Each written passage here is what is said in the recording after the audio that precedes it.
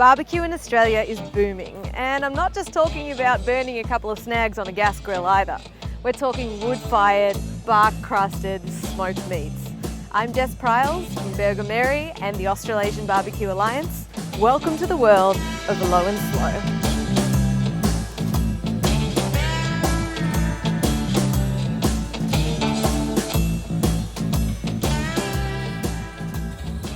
Meat is pretty essential to barbecuing, but you can't make smoke without wood.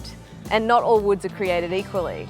So there are certain types of wood that you can't use at all and that are just not suitable.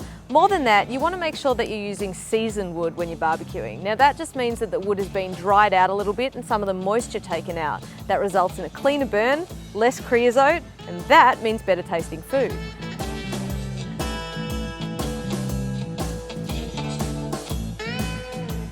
We're a big fan of using Australian ironbark for most meats. Obviously if you're using things or you're cooking things like pork, then you can start to introduce some of your fruit woods like cherry or apple.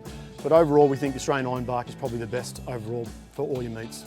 We tend to use charcoal for our barbecues, our kamados and our hibachis.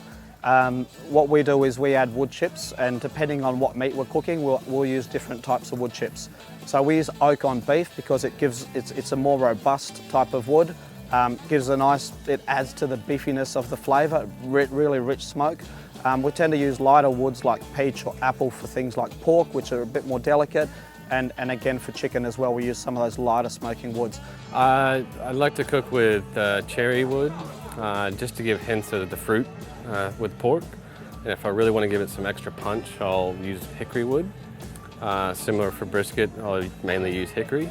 And throw hints of cherry in there just to add a little bit of variety.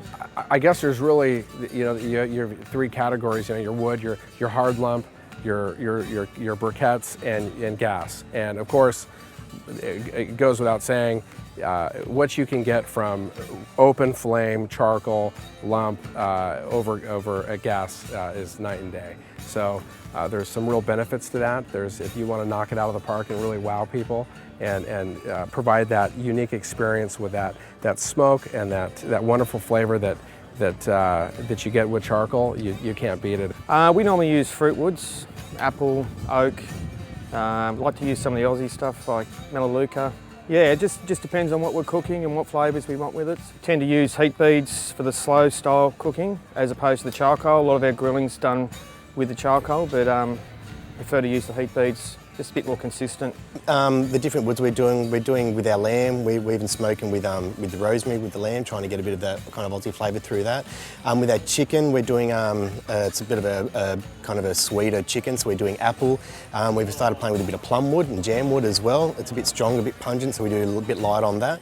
And we're trying to do anything with the beef, we're doing with the hickory. We're trying to mix it all up and just do some of the wood's a bit subtle, so we put a bit of hickory just to give it a little bit more kind of oomph as well. Beef, you can really use it. It's a really robust beast, so I find I can use any wood.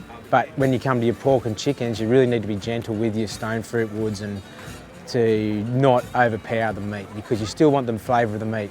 If you're smoking some food, you don't want it to be overpowered with acrid, thick, horrible smoke.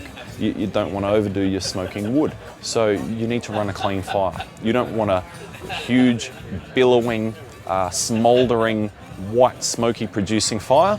You want a small, clean, crisp, little wafts of dark blue smoke, you want a thin blue line, yeah. We generally use ironbark here, but we also mix it with a bit of apple wood at the beginning of the smoke. Comes up really nicely. And then the ironbark is a nice consistent heat as well as a nice smoke. Very efficient.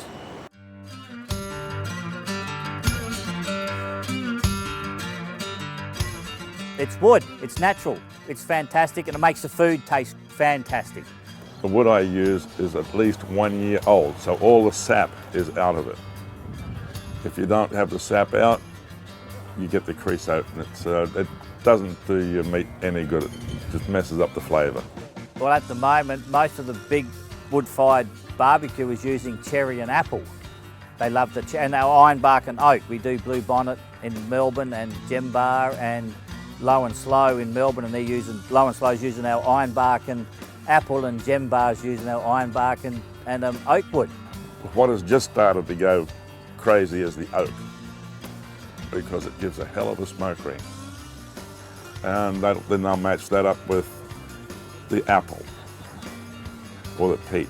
And then if they don't use that, they'll go with a cherry, because the cherry really browns off, briskets or even the pork. It just gives a nice brown, bronze colour. It's all unusual, and the people just use what they like to use. And we just love doing it, and we love coming to these people and they try different woods, and the plum wood, they tried plum because they've never tried it before, and then they try nectarine because they want to try, because it's a nice sweet wood, and apple, and it's just fantastic. They all try different woods. If you want the good wood, you've got to be friendly with them. But I'm also friendly with them too, because they'll call me and ask me questions. They call me in the middle of a cook. What do I do? I'm not getting the heat up, or it's too hot, or you're getting too much smoke. Well, first thing is just open up the vents, get some more oxygen through it. You're getting too much white smoke. You need some more oxygen in there. If you're not getting enough heat, well, you need to look at your firebox.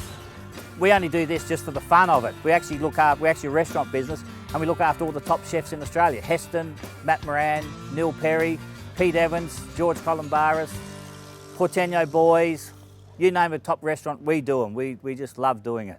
From hickory to ironbark to plum woods, the trick is to have a go and find the woods that you like to cook with. You can visit us on the web at ozbbq.com.au for more info, and you can join our Facebook group to talk to other people who are into the low and slow.